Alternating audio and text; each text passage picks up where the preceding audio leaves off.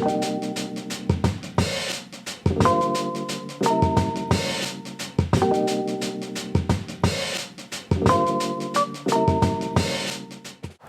everyone, and welcome to Calwood. My name's Chip and I'm an instructor here. This video will serve as a virtual lesson for you all, and we're really excited to help you out with this. Today, we're gonna be exploring the relationship between forests and fires, and we're gonna be doing this with a couple different activities and experiments. Now, before we get started, it might be helpful to have a couple things with you. Now, I've got here a Calwood journal. If you have one of those, feel free to use it. If not, if you just have a notebook or a couple pieces of paper, that will definitely help you out. And with that being said, a writing utensil, kind of a no-brainer. Now, throughout this video as well, you're gonna be seeing things and resources that we have here at Calwood. When we ask you to use those things, feel free to pause the video at any time. And if you need to go back for instructions, again, feel free to pause, rewind, or do whatever you need to do to get this lesson to you.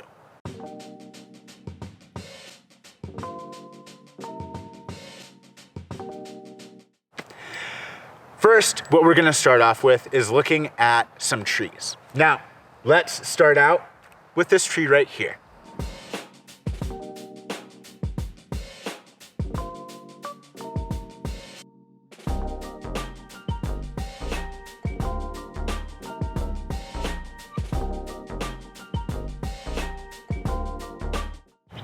Now, before we really dive into what kind of tree this is, what are some senses that we can use to help identify this tree?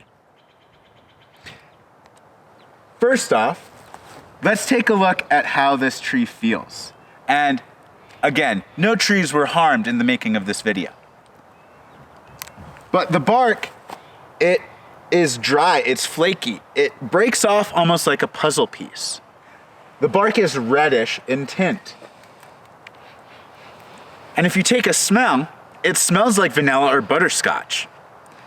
Now, I don't want to try and eat this tree because in reality, I could be allergic to it. If you take a look at the needles on this tree, the needles are long, they're green, and they come in bundles of about 3 or 4. Now, what I want you all to do is to quickly take out your journals and go ahead and find a tree either in your backyard, out in front of your house, maybe even just down your street, and try and make some observations like I just made with this tree. What do you notice about it? What are the senses that you can use to help you make some observations regarding this tree?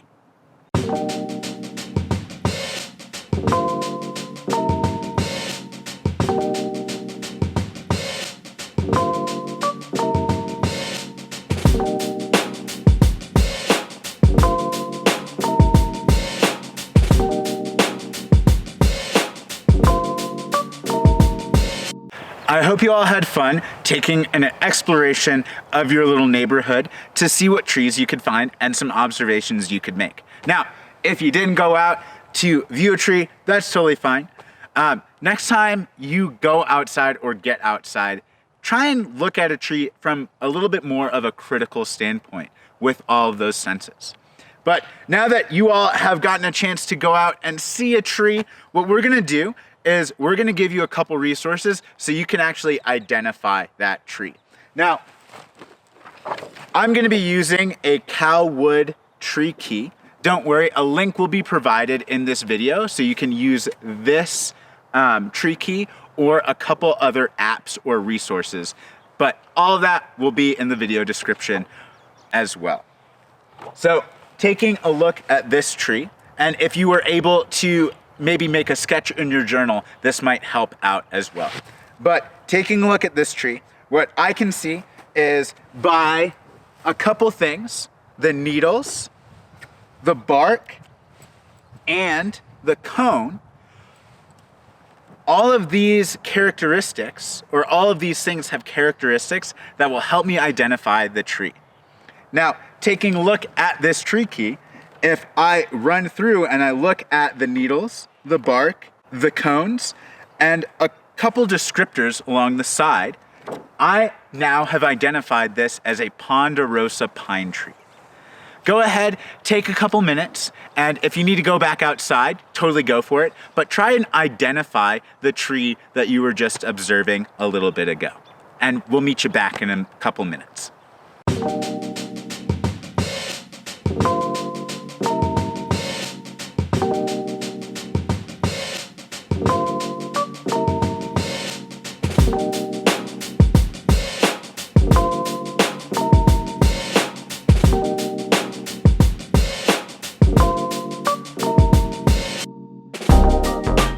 All right, so now that we know that this is a ponderosa pine tree, take a minute or two, gather your thoughts. How do we think this tree would do if there was a forest fire?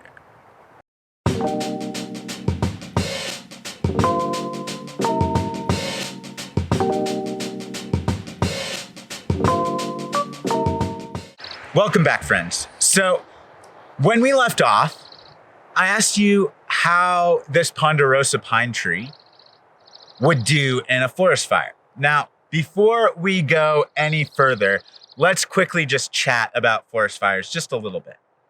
Now, why are we learning about this? Why is this important? Well, here in Colorado, with how dry our climate is, it makes it pretty prime time for forest fires to happen. And a lot of times, in today's society, people automatically think forest fires equals bad. Throughout these videos, we hope to show you a little bit more of that relationship so that you can make a better judgment on seeing if forest fires really are bad or if they're beneficial as well. So with that being said, let's do a quick experiment to start seeing how fire does its thing. So for this experiment, a couple supplies that I have with me, just to walk you through, is we've got a jar with a candle that's been puttied inside so it doesn't fall out. The lid to that jar, and a box of matches. If at home you decide to recreate this experiment, you don't have to use matches, you can use a lighter. This is just what we had. So now I am going to light this candle and we're gonna see if we can start thinking about a couple things that fire need.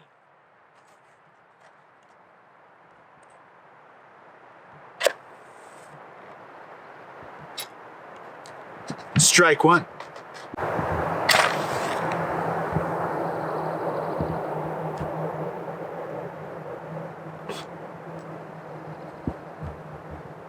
Alrighty, so now we've got our candle lit. Let's see what happens when we put a lid on it.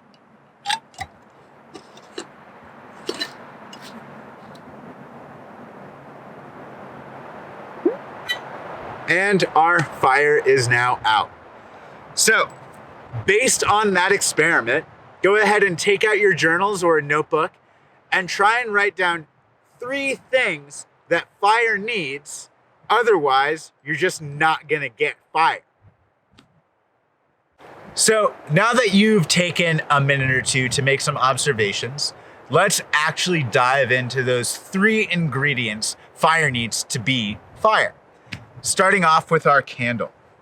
So our candle has a wick running all the way through it and wax. That is also known as a fuel source for our fire. Now, a lot of times we're not just gonna be using candles and things like that when we're outside. So thinking about the larger scale of fuel, out here in nature, we've got a bunch of different types of fuels. We've got sticks, we've varying sizes. We've got this pine cone, leaf litter, pine needle stuff that's all on the ground. We've got trees, bushes, all of those things are part of those fuel sources. It is all lumped into that category of fuel. Now, when I lit this candle, I used a match. This match is serving as a heat source or a spark to get our fire going. Now, thinking about outside again, when people are on camping trips, they might use something like a flint striker to cause some spark. And in relation to forest fires, our biggest heat source or spark to get the fire going generally is going to be something like lightning, or from improper use of another type of catalyst like one of these or one of these. Now, the last thing, that last ingredient, is super important. So when we lit this candle, it stayed lit only when the lid was off of it. As soon as I put that lid back on, it didn't allow any oxygen to get to that candle. Fire needs oxygen to survive. Now, you've probably seen some survival shows, or even if you've gone camping with family and friends, a lot of times when you're starting to get that fire going, you blow on it. And again, you're feeding oxygen to this fire. So fire needs fuel, a spark or heat source, and oxygen. So now that we've actually gotten our 3 ingredients for fire, those 3 ingredients make up what we call in the science and outdoor community as the fire triangle. In your notebooks, take a minute or so to draw out a triangle and label each side of that triangle with one of these ingredients. In a moment, we're going to be moving on to our next section where we're actually going to see how forests and fires come together and see how these fires burn.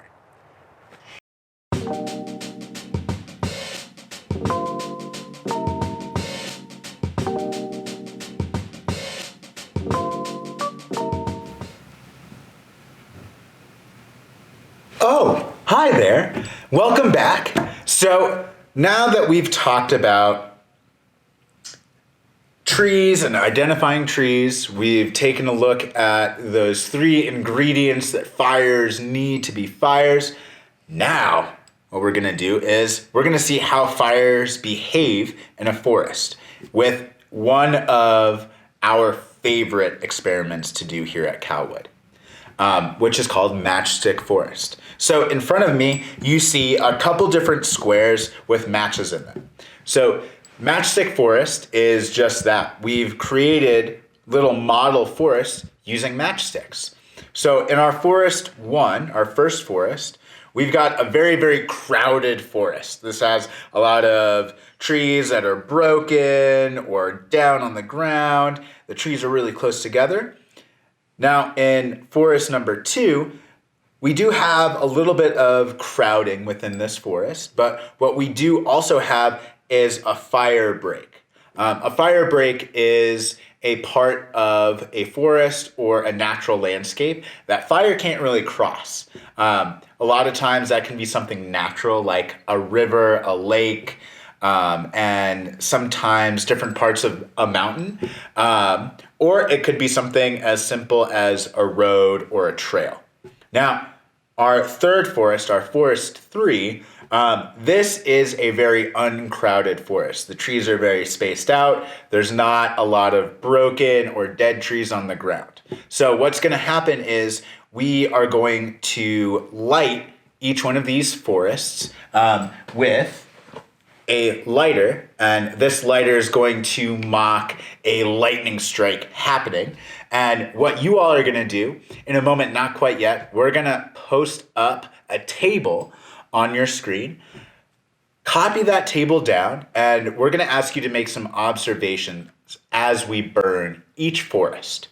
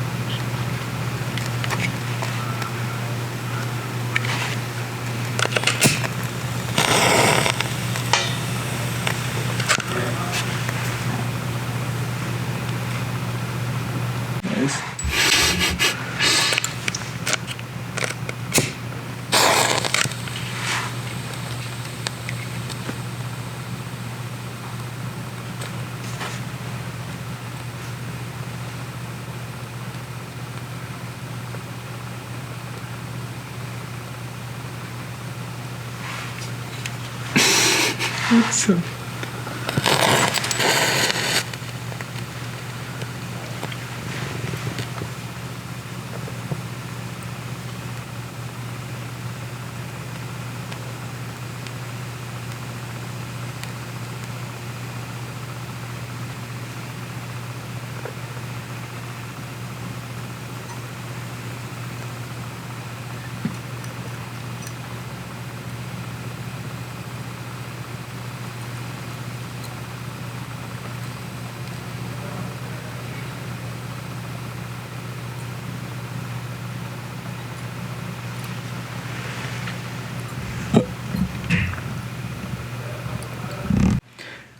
That was awesome. I hope you all had as much fun watching those forests as we had building them and lighting them on fire. But as you watched and observed those 3 forests burning, there are 3 behaviors or 3 things that will influence the behavior of a forest fire. First, what we're going to look at is fuel type and quantity. Now, in our forest that almost completely burned, it was a really good example of what we call an unmanaged forest. This is a forest that has just been left to do its own thing. Trees will grow in a very dense fashion. You're also going to have different fuels building up on the ground, from fallen trees to bushes and all those kinds of things. Now, because of how dense this forest was and how unmanaged it was, there was a lot of fuel to be burned. So this fuel type and fuel quantity really showed what happens if an unmanaged forest burns. Now, thinking about it on the other side of things, looking at our fire number 3, which was what we call a managed forest. Somebody is going in and cutting down some of those trees so the trees don't get too crowded. They're also going to be doing things like getting other ground fuels out of there. So if there's fallen trees, they're going to try and get those out of there so that they're not going to build up what we call a fuel ladder.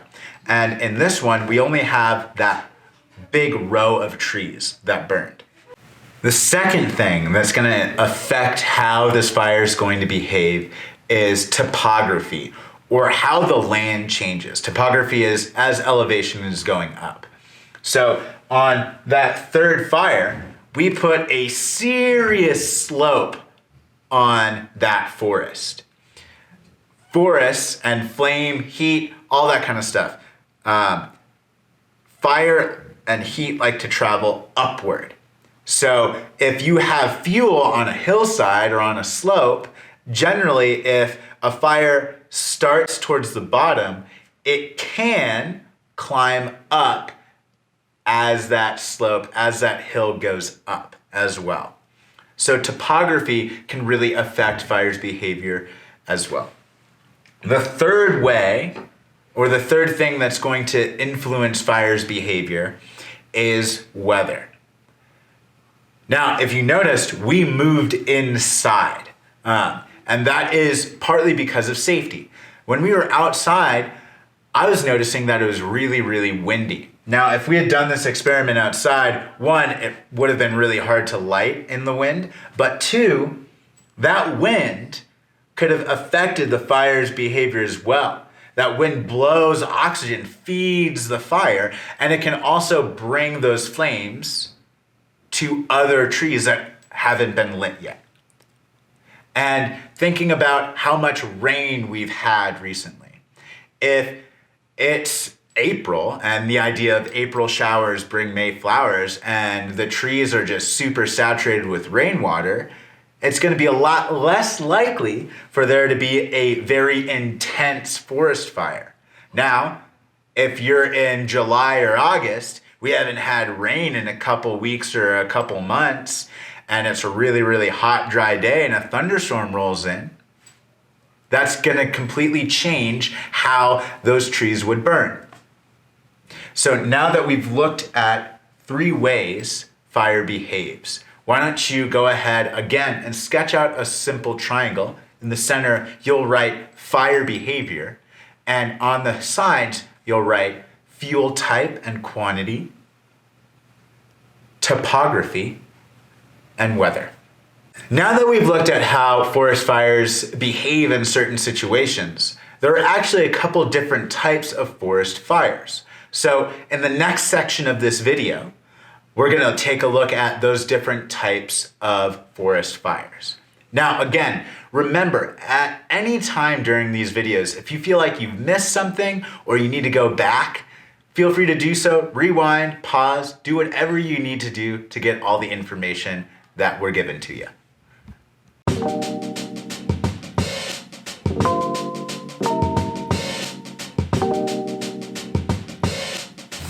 Behind me, you can see a very, very dense part of a forest. We've got a bunch of different size trees, which means a bunch of different ages within the trees. We've got a couple of these huge ones in the back that have established themselves over many, many, many years. And we've got some very young ones as well. Regardless of that, this forest behind me is so dense that it is very susceptible to a certain type of fire, known as a crown fire.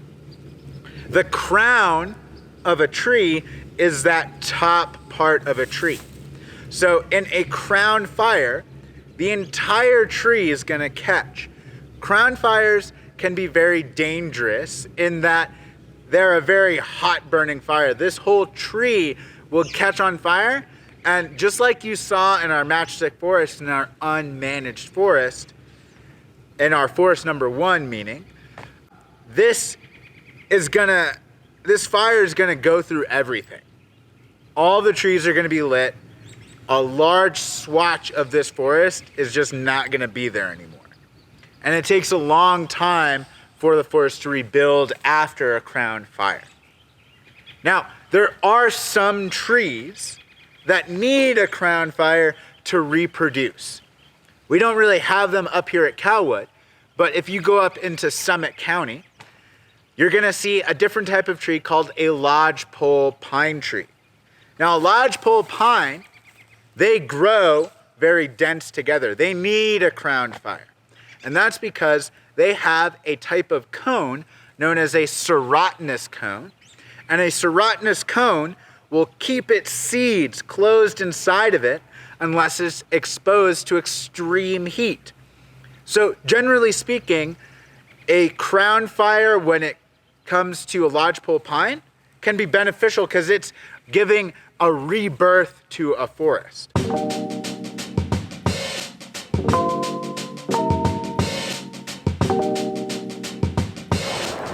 All right, everybody. So before we took a look at a very dense forest that's gonna have what we called a crown fire.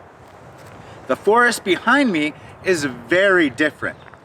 So we'll talk about the types of trees and why they can survive this next type of fire. But this fire that we're talking about now is what's known as a surface fire.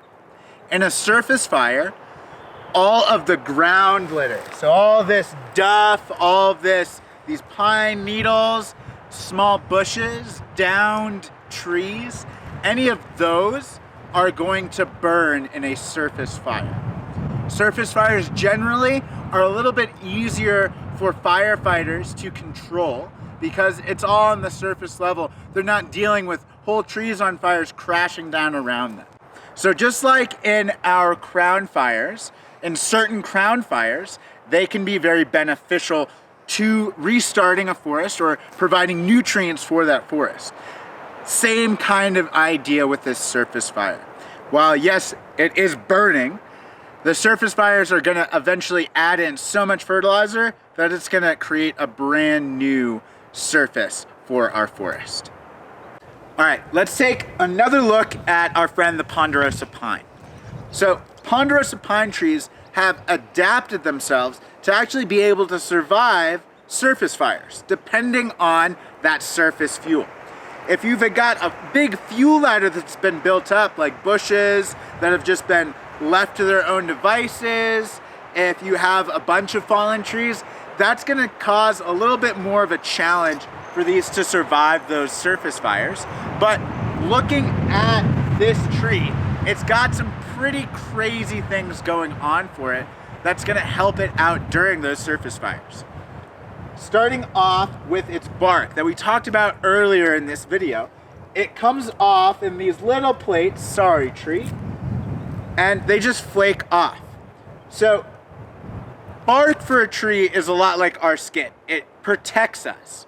But ponderosas have added all these differing layers to their bark. So if a surface fire started to come and started to try and climb up this tree, once it gets to a piece of bark, that bark might actually light on fire or burn, but it's just going to flake off very easily. It's not going to stay contained on this tree, which might cause this tree to catch on fire.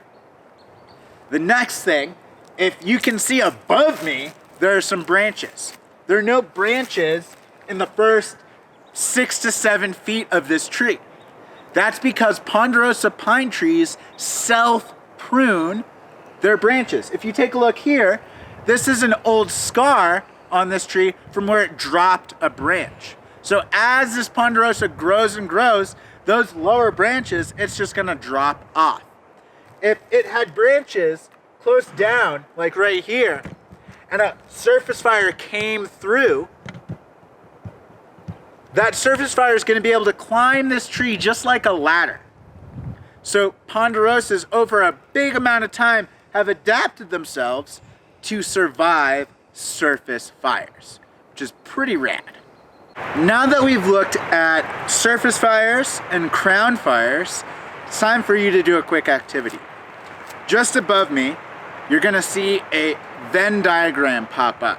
Copy that down in your journal and start to make some comparing and contrasting type observations. What are some things that only surface fires have and do? What are some things that only crown fires have and do? And then in the center, how are they similar? After that, we'll meet you back for our last little bit, which will go into how we manage forests so that fires don't get too intense.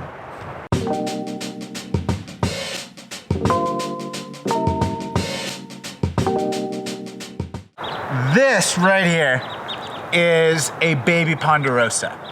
Now, generally, we will keep some baby ponderosas, but if you take a look at the forest around me, everything's really spread out. Ponderosa pine trees love enough sun to grow upward and outward. They love sunlight, and they love having their own space to grow. So in certain ponderosa forests, these little babies are gonna start crowding those other ponderosa trees, which will also add to that idea of a fuel ladder.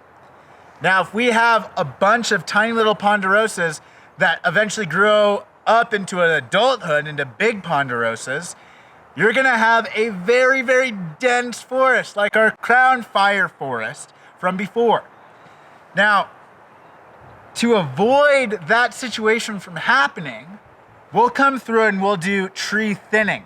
So we'll take some of these small baby ponderosas that are crowding an area and we'll cut some of them down and then start building what we call slash piles, which we'll get to a little bit later on in this section.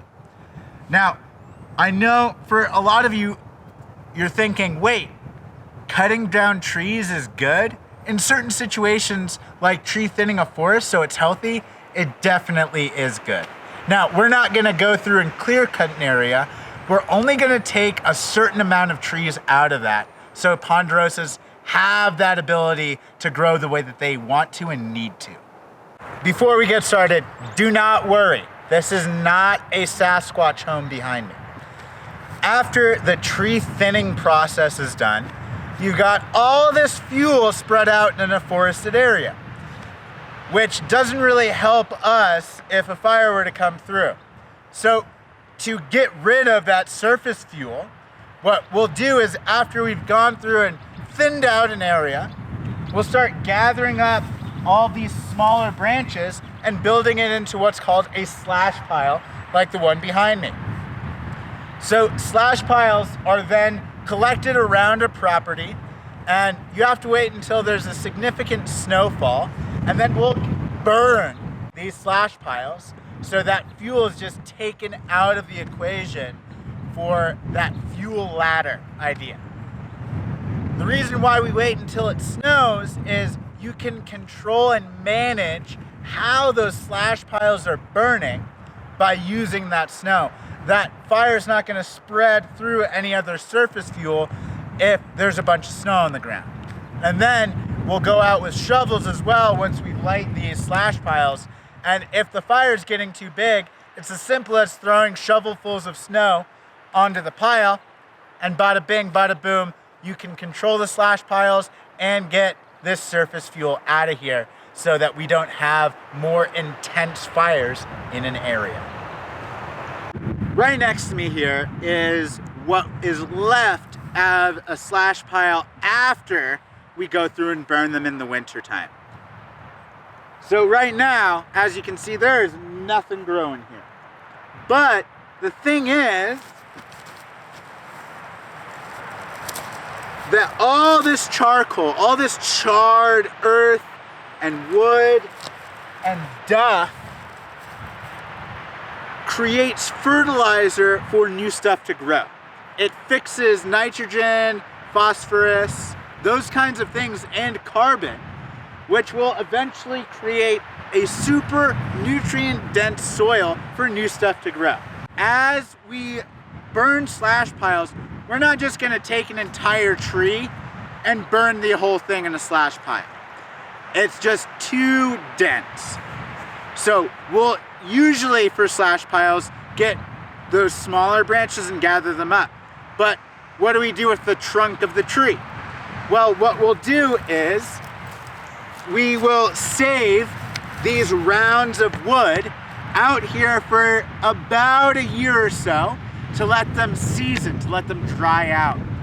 After that, we'll take these pieces of wood, we'll gather them all up, we'll split them up into firewood for use here at Cowwood for heating and campfires and all that stuff. And we also will take this wood and sell it for firewood as well. So this process helps us in a bunch of different ways. We get firewood, we manage our fire risk in an area, and we create spots where new stuff's gonna have an awesome time growing. Thank you so much for joining us in this virtual lesson. We hope that you learned a lot about how forest fires happen, how we manage forest fires, how we manage forests so that forest fires might not have as great of an impact. The subject of fire ecology is super vast. If anything that we've been talking about with this virtual lesson has really rung with you and you want to learn more, I challenge you to do so. There's a whole field devoted to fighting fires outside. We'll provide links with this video. So if you want to do some more research about how to become a wildland firefighter or a land manager, definitely check that out. We've got one final thing to ask of you. So throughout the course of this virtual lesson, we've talked about how forests are affected by a wildfire and how some trees, like our ponderosa pine tree, have adapted to survive certain types of forest fires. But we haven't really talked about something that's always present in these ecosystems, the animals. So what we want you to do is grab your journals and you're gonna write a very small paragraph and have some drawing too. We want you to choose an animal, and we're gonna ask you to draw that animal as well and talk about what kind of forest ecosystem do they live in, what kind of trees are around, what do they eat, Depending on these trees, are you gonna have crown fires? Are you gonna have ground fires? Are you gonna have both? And in that same vein, how are these animals going to survive those things? What adaptations do they have to allow them to survive wildfires?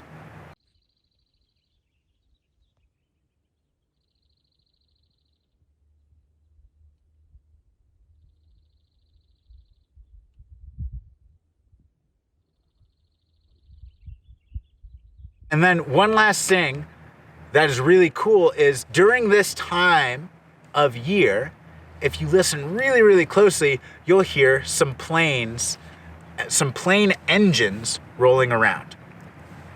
Now, behind me, we've got millions and millions of acres of national forest land. And behind me as well, you're gonna notice some planes going around. Those planes are practicing what's known as slurry drops. A slurry is this mixture that you'll oftentimes see in movies or Nat Geo films and all of that kind of stuff, where they drop this colored liquid onto a forest fire. Now this liquid helps to smudge out this fire, to get rid of that fire. So behind me, those planes are practicing to drop slurry if there were forest fires here on this national forest land right by Calwood.